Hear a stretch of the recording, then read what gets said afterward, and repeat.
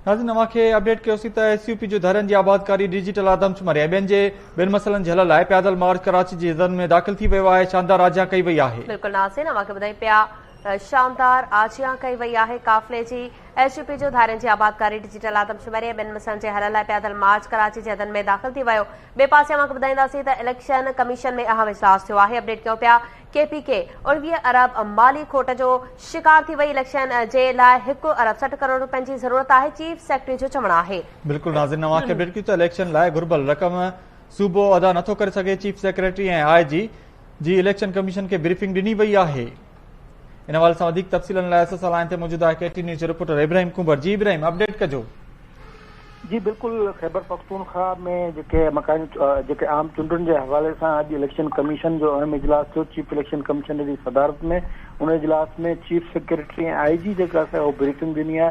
Chief secretary ऐं IG पंहिंजी briefing में चयो आहे त KPK जेको माली खसारे जो शिकार आहे, 19 अरब रुपया माली खसारो आहे। इलेक्शन जे लाइ 1 अरब 60 करोड़ रुपयनि जी वधीक ज़रूरत आहे। उहा रक़म जेको उहो सूबो अदा नथो करे सघे। इलेक्शन कमीशन इलेक्शन जो जेको ख़र्च आहे या इलेक्शन कमीशन जो ख़र्च आहे उहो उन खां सवाइ आहे। जॾहिं त अमन अमान जी सूरत हाल एतिरी ख़राबु आहे जो 56,000 पुलिस एहलकारनि जी जेको वधीक ज़रूरत आहे, इहा एहलकारनि जी खोट मौजूदु आहे ऐं पुरअमन जेको सो इलेक्शन जे लाइ ज़रूरी आहे उहे 56,000 एहलकार बि हुजनि। ॿी सूरत में पुरअमन चूंडुनि जी गारंटी नथी ॾेई सघिजे। उन जे लाइ ज़रूरियात FC या फौजी जी जेका असां मुक़ररी करे सघिजे। जेकॾहिं फौज ऐं FC जी मुक़ररी नथी थिए त पुरअमन इलेक्शन न थींदी। जॾहिं त सूबे जा केतिरा ई इलाइक़ा आहिनि जिन में दहशतगर्दी जा वाक़िया जेके थियनि उहे थिया आहिनि। साल 2022 में 495 जेके ते वाक़िया थिया आहिनि।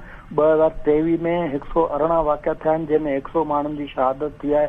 350 माण्हू ज़ख़्मी थिया आहिनि। वज़ीरिस्तान, टांक, लकी मरवत, बनू, डेरा ऐं इस्माइल ख़ान में इलेक्शन जो माहौल कतई न आहे। इन ब्रीफिंग खां पोइ इलेक्शन कमीशन जो चवणु आहे त सूबाई हुकूमत, chief secretary, IG, defence ministry, घरू वज़ारत ऐं एजेंसियुनि जी ब्रीफिंग मुकमल थी चुकी आहे। इन समूरी सूरत हाल खे नज़र में रखी इलेक्शन कमीशन सूबे में चूंडुनि जे हवाले सां को फ़ैसिलो कंदी। जी वॾी महिरबानी अपडेट करण लाइ इब्राहिम कुंबर।